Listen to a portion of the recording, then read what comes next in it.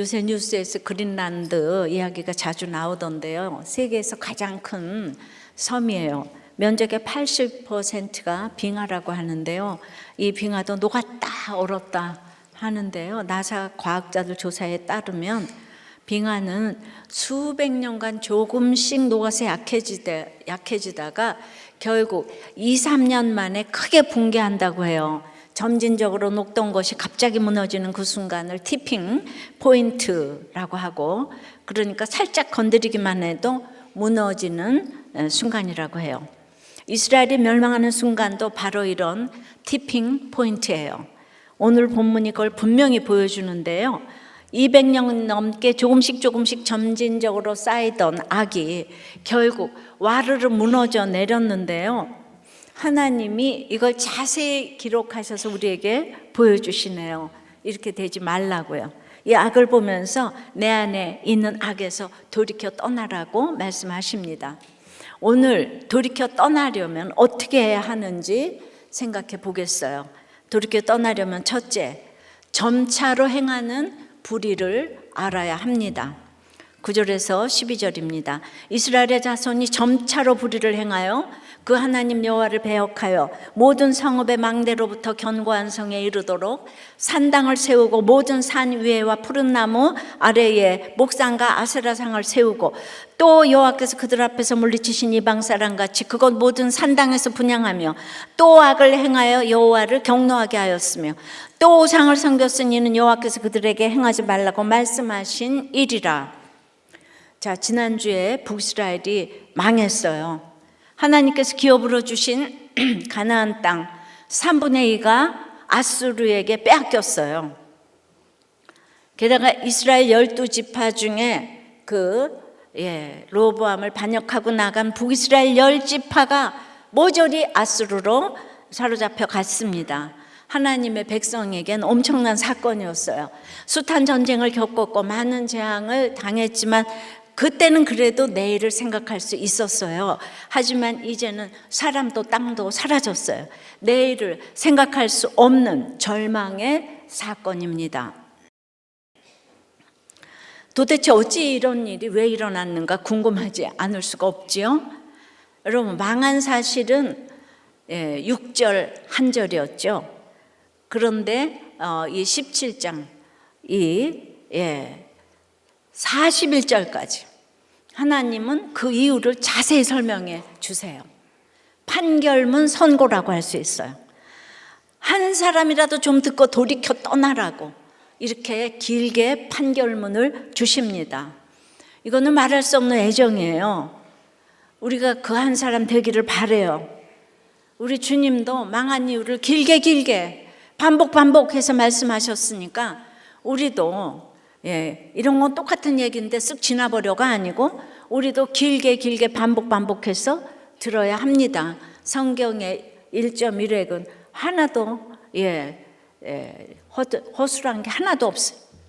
그래서 이제 똑같은 말이지만은 쓱 지나갈 수가 없습니다. 방금 읽은 9절부터 12절은 한 문장이에요.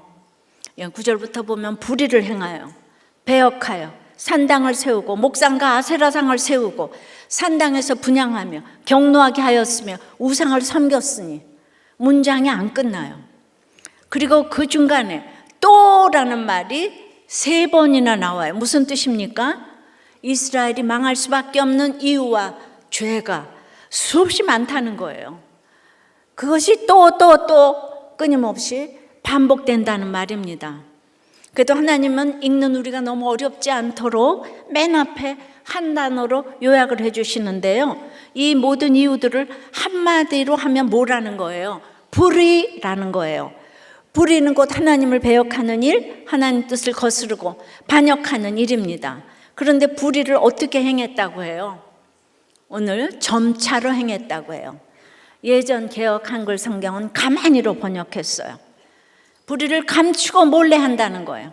불의를 몰래 행하다 보면 어떻게 됩니까? 안 들키면 계속하는 거죠.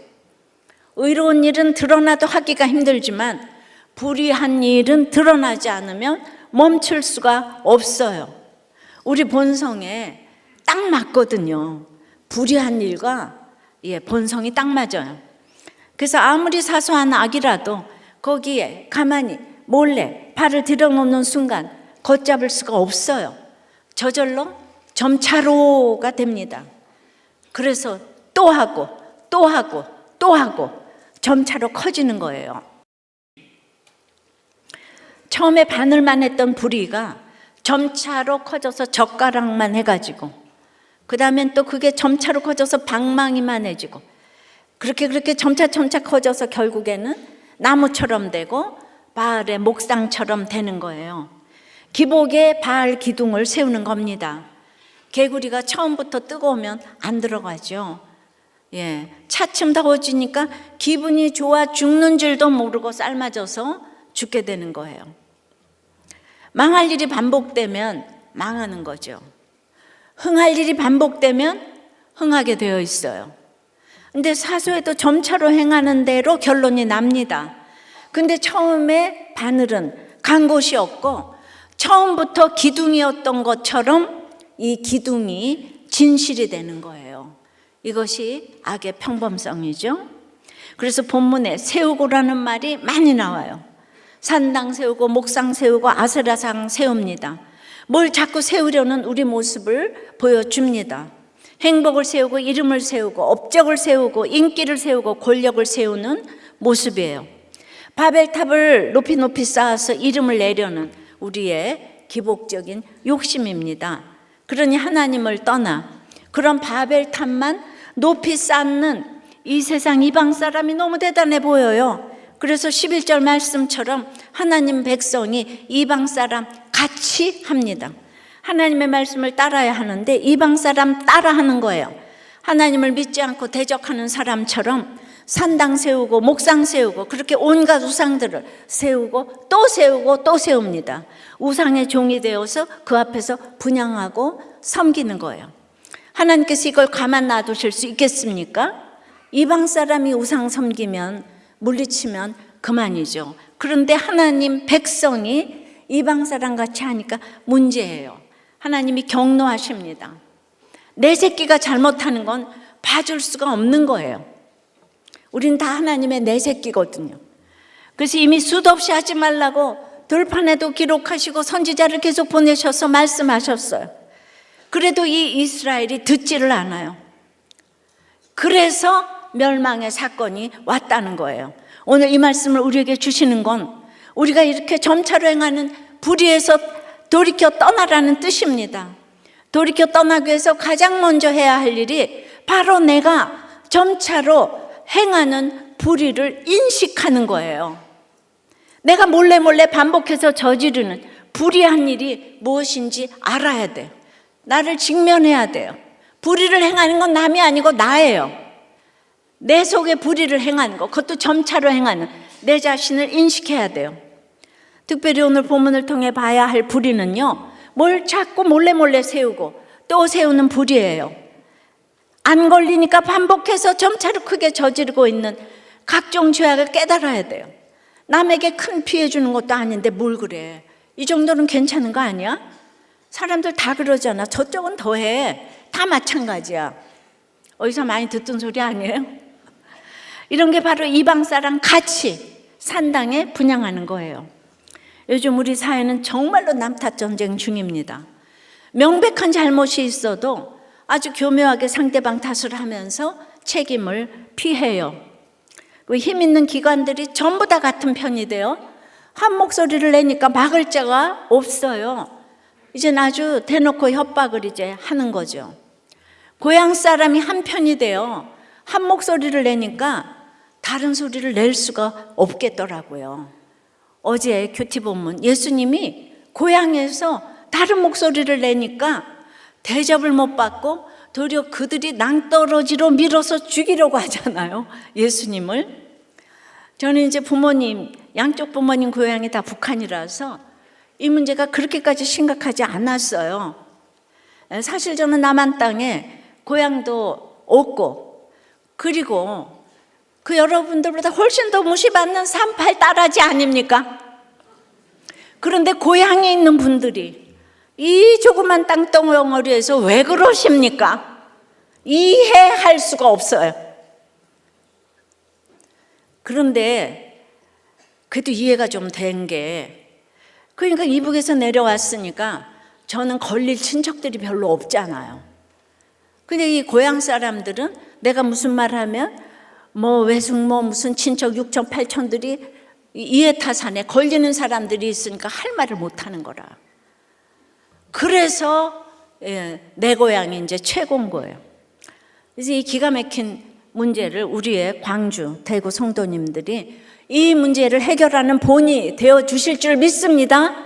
그래서 교회를 개척했어요. 근데 처음부터 북이스라엘이 불의를 행했겠습니까? 우리가 힘이 없을 때는 얼마나 조심하면서 몰래 행했겠어요. 근데 그게 안 걸리니까 점차로 불의가 커져서 이젠 본인들도 감당할 수 없는 규모가 되었어요. 이젠 돌이킬 수가 없어요. 그냥 그동안에 바늘에서 기둥까지 되기에 이제 걸려 있는 것과 사람이 너무 많은 거예요. 이젠 같이 죽어야 돼. 누구도 거기서 바른 말을 할 수가 없어. 불나방처럼 돌진하는가 아니면 죽는가, 이거밖에 없어요. 돌진하는가 죽는가. 이것이 하나님 모르는 인생의 결론이에요. 주님은 우리가 이런 세상 방식 따르는 걸 너무너무 싫어하셔서 오늘 격노하세요. 근데 바알 기둥, 기복 기둥 세우고 숭배하는데 격노하세요. 왜냐면요, 주님은 우리 자신을 성전의 기둥으로 세웠기 때문이에요. 계시록 3장 12절에요.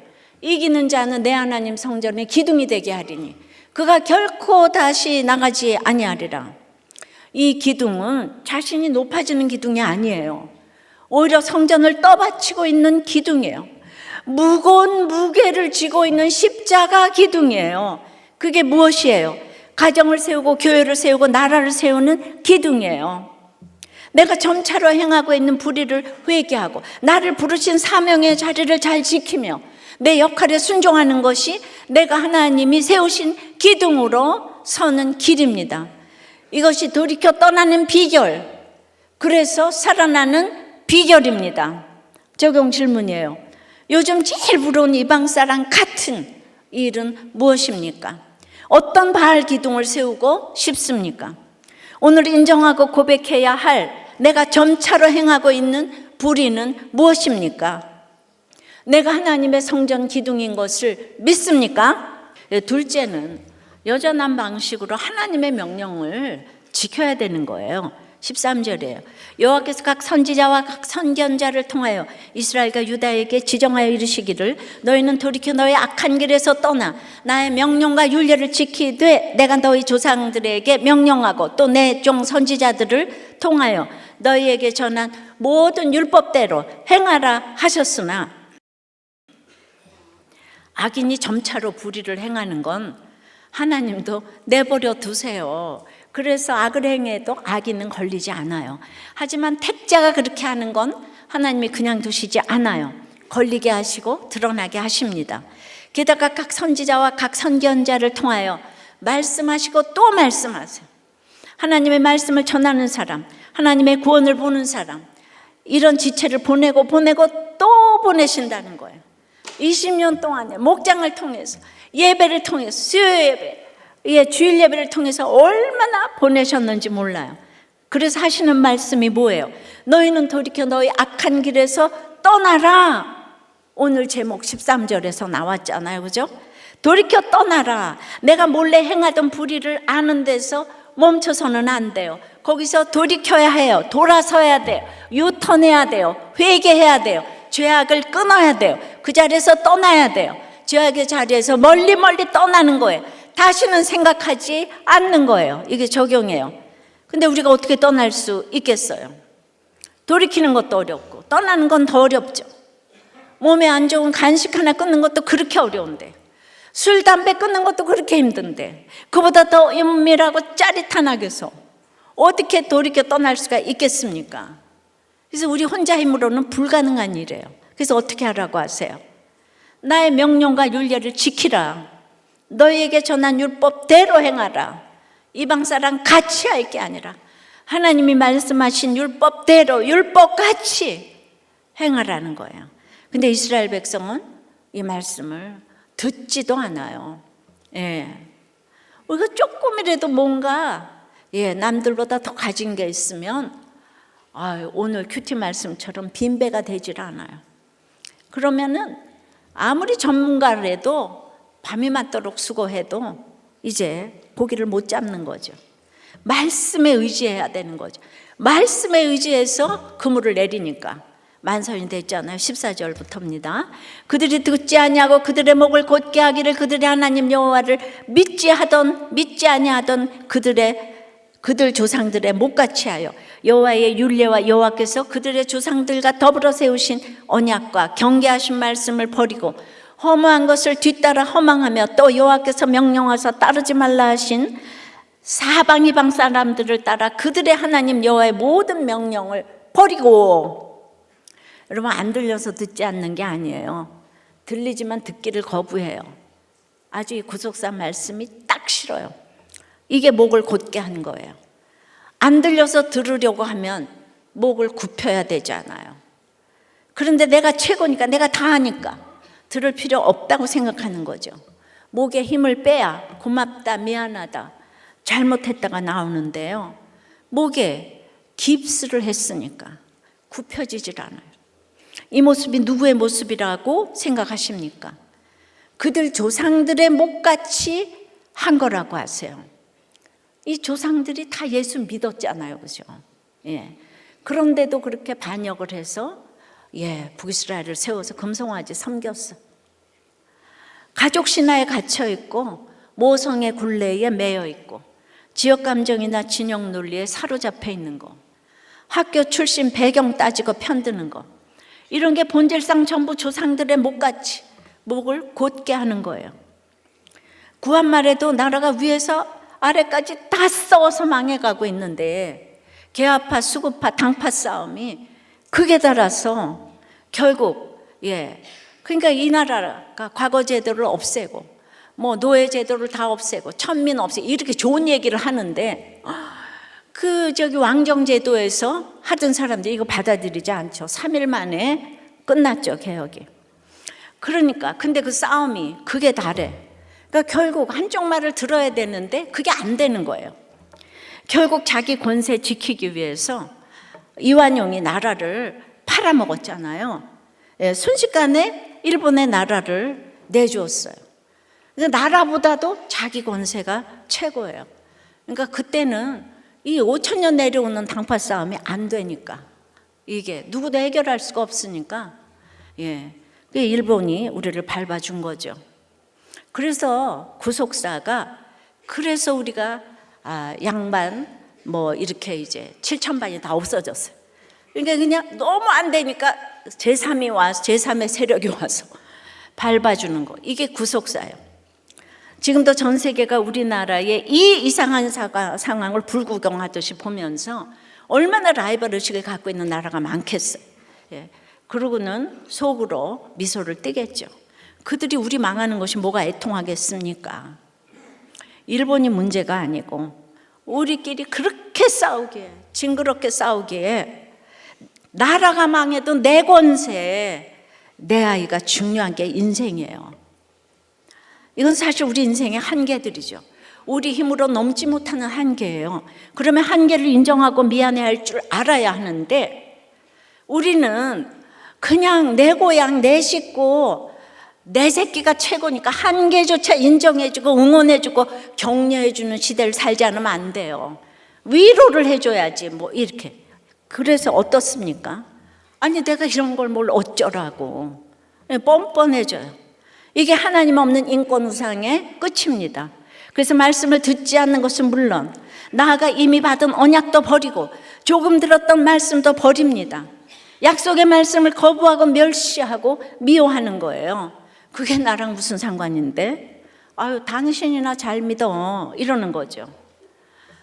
그러니까 내 자식의 한계, 내 사람의 한계는 무조건 인정해주고 객관적으로 못 보는 거예요.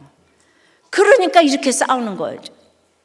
근데 이렇게 다 명령을 버리면요, 하나님의 명령을 버리고 내 식구밖에 모르는데 그러면은 자유롭게 되겠어요? 더 행복해질까요? 아니죠. 오늘 말씀 따라 허무한 것을 따라 허망해진다고 해요. 끼케야 바람 같은 것들, 수증기처럼 잠시 있다가 사라질 것들을 쫓아가다가 스스로 바람처럼 수증기처럼 허무한 존재가 된다는 말이에요. 그러면 결국 좀 덜 허무해 보이는 이방 사람을 따라가는 거예요. 그러다가 더 망해지고 또 다른 이방 사람 찾아서 방황하고 악순환이 이어질 뿐이에요. 그러다 결국 하나님의 모든 명령을 다 버리게 되는 거예요. 남은 것이 하나도 없게 됩니다. 이 허무의 고리에서 우리가 어떻게 벗어날 수 있겠습니까? 하나님의 명령을 지키는 것밖에 없어요. 하나님의 말씀을 듣고 그대로 행하는 것뿐이에요. 말씀의 검이 내 삶에 들어와 나를 올가맨 이 허무의 고리, 허망의 사슬을 끊어주어야만 내 인생의 허망함이 끝나는 거예요. 하나님의 명령을 지키는 것, 하나님의 말씀을 듣고 행하는 것은 곧 큐티하는 거예요.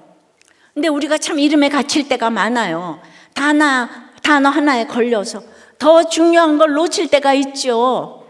큐티도 그래요. 큐티라는 이름에 갇혀서 큐티가 다냐? 이러죠.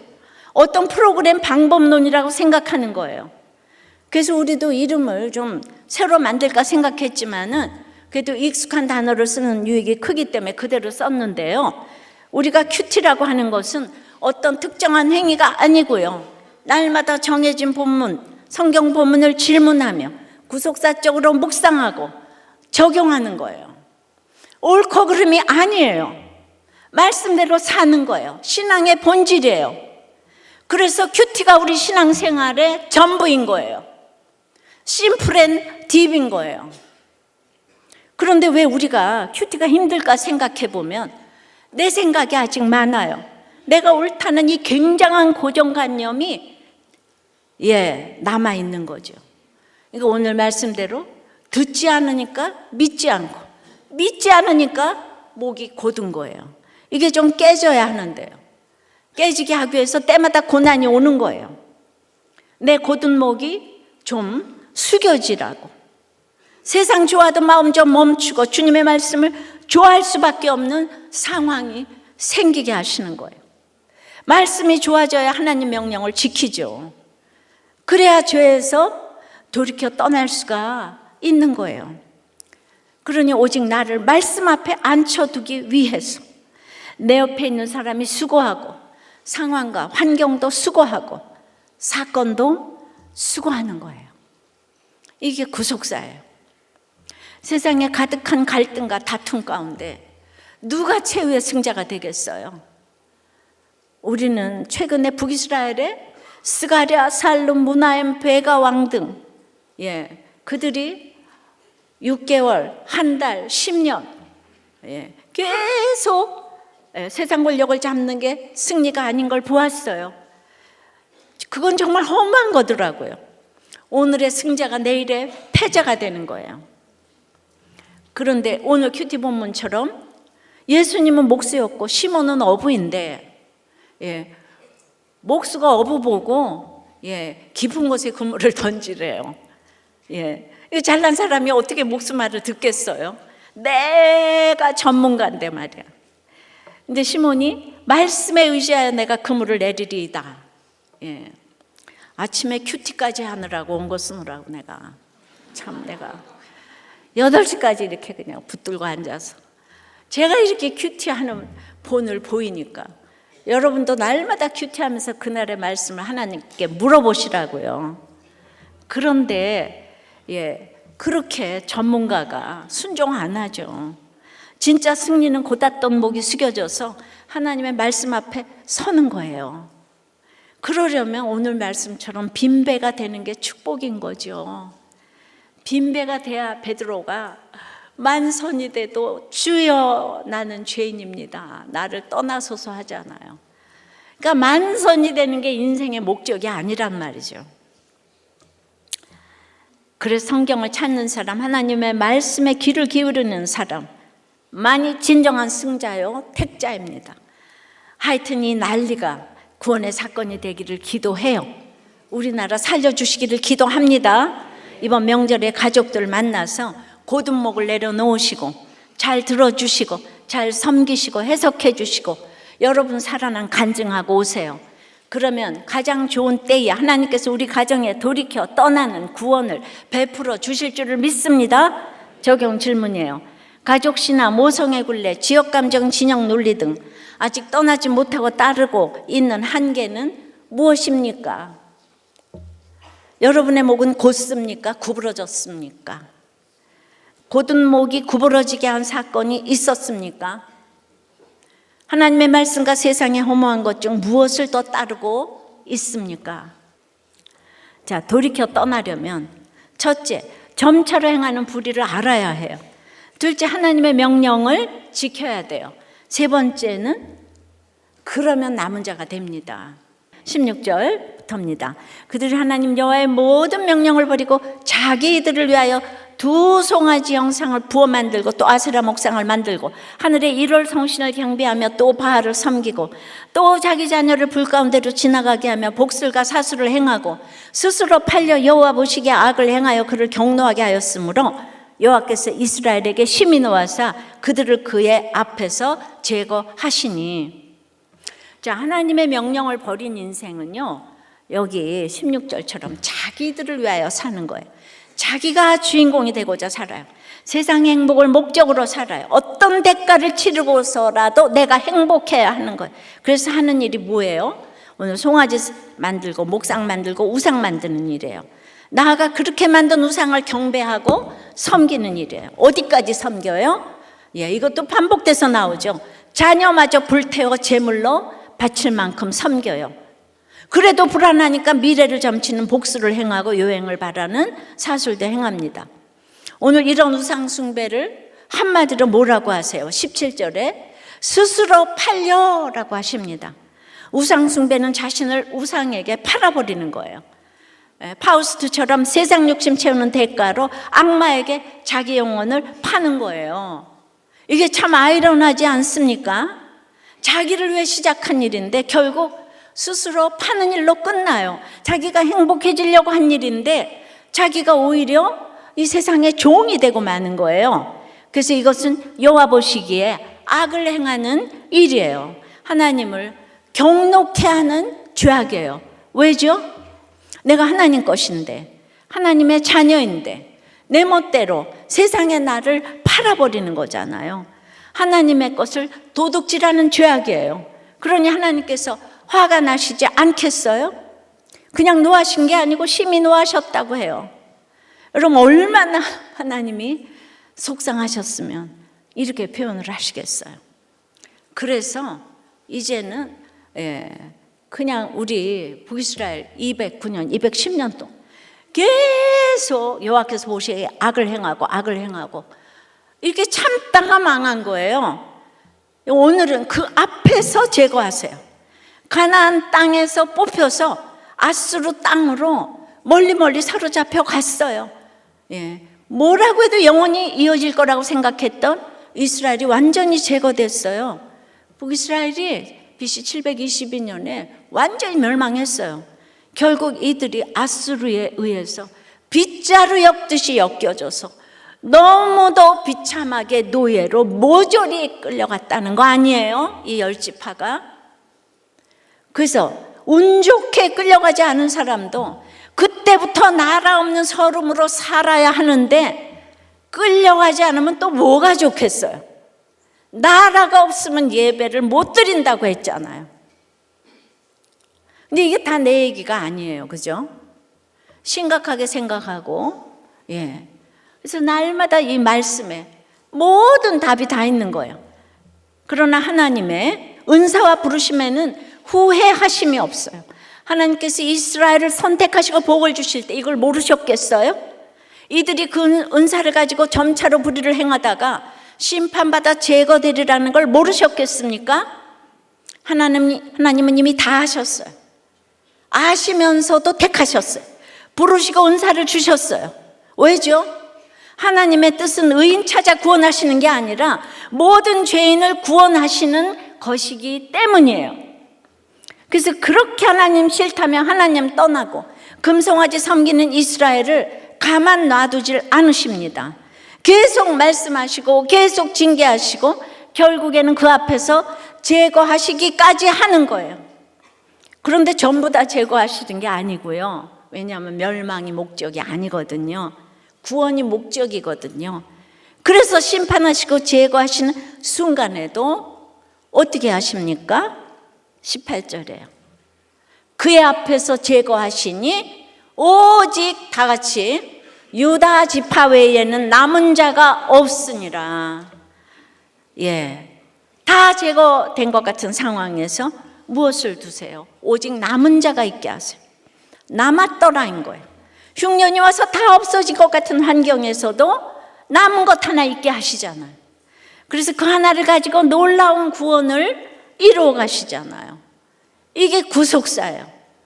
이스라엘이 제거된 심판에서 오직 유다 지파는 남은 자가 되게 하십니다. 예, 그럼 유다는 정신을 또 차려야 되지만 오늘은 남은 자만 보십시다. 이 유다 지파는 왜 남은 자가 되게 하셨어요? 착해서요? 여러분, 이스라엘의 마지막 호세아는요, 이 남유다의 아하스보다 훨씬 착했어요. 아시죠? 예, 나았다니까요. 그런데 이스라엘의 마지막 왕 호세아는 그래도 겨우 착한 왕이 하나 나왔는데 제거하시고, 남유다의 이 악한 아하스는 남겨두셨어요. 그러니까 이게 행위로 구원받는 게 아니에요. 왜죠? 왜 남겨두셨어요? 예수님이 오셔야 되기 때문에. 그래서 남은 자가 누구예요? 남은 거는 무엇이에요?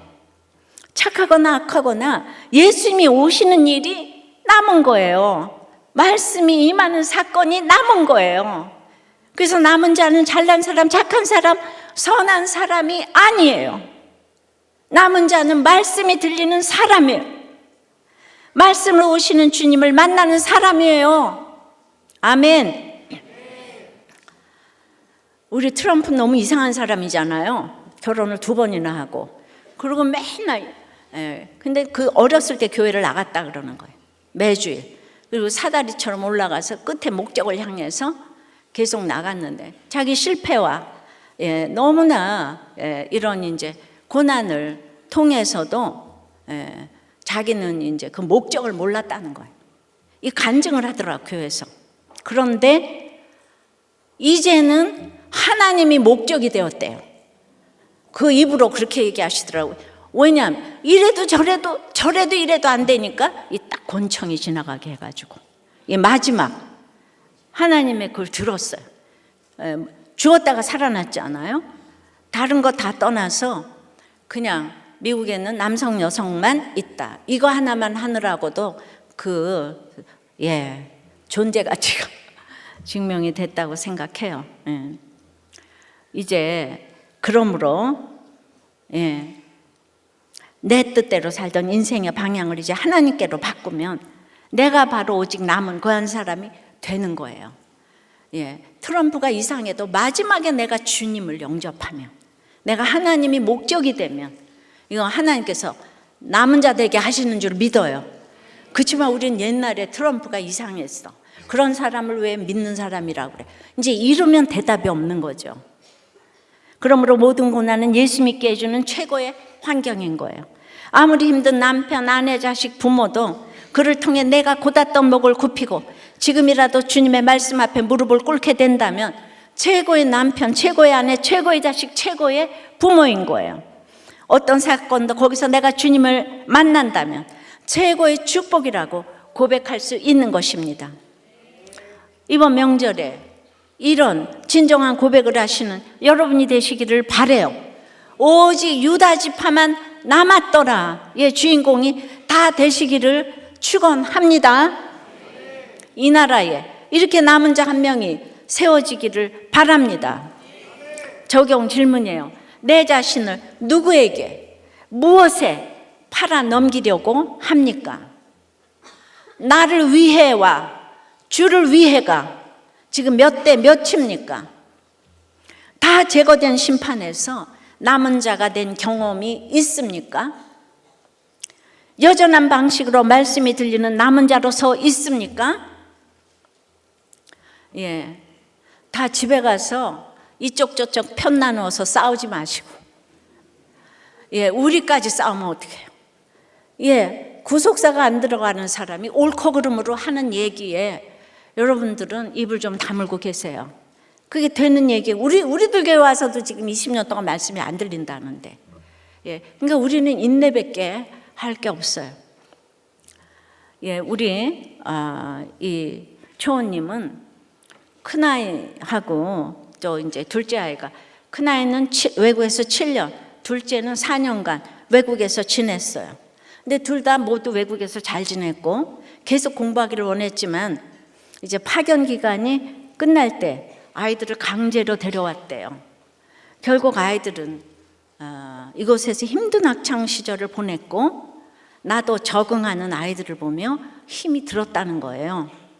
근데 최근 직장의 선후배 자녀들 혼사를 다니고 있는데 많은 아이들이 외국에서 일을 하고 사는 경우가 많아 영어 결혼식을 올리는 모습을 보게 되는데 그 모습을 보면서 슬그머니 지난 결정을 후회하는 마음이 조금 올라왔다 그러셔요. 사실 이 아이들을 데리고 와서 한바탕 전쟁을 치르고 가족 모두 우리들 교회에서 잘 정착해서 아이들부터 모두가 목자로 섬기는 은혜를 주셨는데 갑자기 그 아수르를 부러워하고 두려워하는 마음이 올라왔다는 거예요. 목사님 말씀을 통해서 아수르 왕이 두렵고 그 세상적으로 잘 나가는 것이 부러워서 그 아수르 제단도 가져오고 하나님 앞에서 자리를 바꾸는 그 아하스 같은 마음이 아직도 내 안에 굳게 자리 잡고 있는 것을 보고 회개했다고. 예. 그러니까 그런 마음을 얼마든지 가지지만 이렇게 목장에서 나누는 거죠. 예. 나누면서 우리가 말씀을 지키는 거지. 행위로 내가 그냥 도덕과 윤리적으로 사는 게 그게 이제 명령을 지키는 게 아닌 거죠. 그러니까 이런 얘기를 이렇게 나누시는 거. 예. 그래서 내가 세상 욕심이 여전한 것 같아 회개가 된다고. 이분은 아주 고위직에 계셔요. 그리고 아주 엘리트셔요. 그런데 이분이 미국에서 애들을 데리고 오는 이거 적용은 굉장히 힘든 거예요. 근데 그렇게 적용을 잘 보여주셨기 때문에 아이들이 와서 다 우리들 교회에서 목자를 했다고 생각해요. 아빠가 앞 다르고 겉 다르고 속 다르고 이러면 안 될 텐데 진짜 이렇게 목자를 하시면서 이렇게 바빠도 지금 목자의 초원까지 하고 계시잖아요. 이 똑똑한 아이들이 교회 오기가 참 쉽지가 않아요. 근데 그렇게 왔기 때문에 저는 최고의 결정을 하셨다고 생각합니다. 영어보다 구속사의 언어가 최고의 언어이고요. 그 언어는 시간이 걸려도 만국 공통어인 줄 믿습니다. 길고 짧은 건 대봐야 돼요. 그래서 우리는 목장에서 무슨 일을 만나든지 말씀 안에서 안 되는 우리 모습을 늘 나누고 어렸을 때부터 목장에서 나누니까 아이들이 간접 경험을 하잖아요. 그죠? 그 좋은 얘기만 듣지 않잖아요. 늘 안 되는 그 얘기를 하니까 지금 놀랍게 우리 다음 세대가 너무 부흥을 하고 있잖아요. 그러니까 남의 힘든 얘기를 어렸을 때부터 듣는 게 이게 이제 이렇게 습관이 돼야지. 이게 얼마나 나중에 학교 생활하고 회사 생활하는데 도움이 되겠습니까? 힘든 얘기를 드러내는 훈련이. 좋기만 한 게 아니에요. 근데 이거는 예배는 좋기만 해서 은혜 받아서만 드리는 게 아니잖아. 예배는 그냥 우리의 첫째 되는 임무인 거예요. 그래서 싫어도 큐티하고 묵상하고 찬양하고 그다음에 생각해보고 그 구속사적으로 나를 직면하고 그리고 그 친구들의 나눔을 통해서 얼마나 내가 형편없는지를 또 깨닫고 그리고 내가 얼마나 듣기 싫어하는지 교만해가지고 내가 왜 저 찌질한 얘기를 듣고 있지? 이러면서 자기의 교만을 보고 이것이 남은 자가 되는 비결인 줄 믿습니다. 그래서 말씀에 의지해서 그물을 내리면 결과적으로는 만선이 되는 줄 믿습니다. 하나님은 우리에게 만선이 되시기를 원해요. 또 만선을 고기를 많이 주셔도 베드로는 내가 죄인입니다. 이렇게 고백하잖아요. 그죠? 그러니까 이런 믿음의 수준이 다 다르기 때문에 그때마다 목장에서는 거기에 맞게 이렇게 이제 그렇게 공감을 해 주셔야 되는 거예요. 말씀을 맺어요. 돌이켜 떠나려면 첫째로 아까 뭐라 그랬죠? 점차로 행하는 불의를 알아야 되는 거예요. 그걸 알려면 하나님의 명령을 들어야 되는 거죠. 믿어야 되는 거죠. 우리가 목이 곧은데 그래서 하나님의 명령을 듣고 믿고 그 지켜야 되는 거예요. 그러면 다 잡혀가는 가운데서도 남은 자가 되게 하십니다. 우리 모두 남은 자가 되시는 여러분들 되실 줄 믿습니다. 기도할게요. 주님, 돌이켜 떠나려면 점차로 행하는 그 불의를 행하지 않아야 한다고 하십니다. 그런데 점차로 행하는 불의가 바로 그 주인공이 나라는 것을 잊을 때가 너무나도 많아요. 나를 직면하면서 우리 가정을 봐도 그렇고 우리의 모든 교회를 봐도 나라를 봐도 내 속에 있는 점차로 행하는 불의를 보지 않으니 날마다 이렇게 나는 맞고 너는 틀렸다고 이렇게 우리는 싸움합니다. 주님, 바늘같이 사소한 것 같아 이 불의를 감추니 기둥이 될 때까지 우리의 악을 행하기에 너무도 담대합니다. 말씀을 듣지 않고 믿지 않으니 목이 곧아서 나를 위하여 바알의 기둥을 세우고 또 끊임없이 죄를 행하고 있습니다.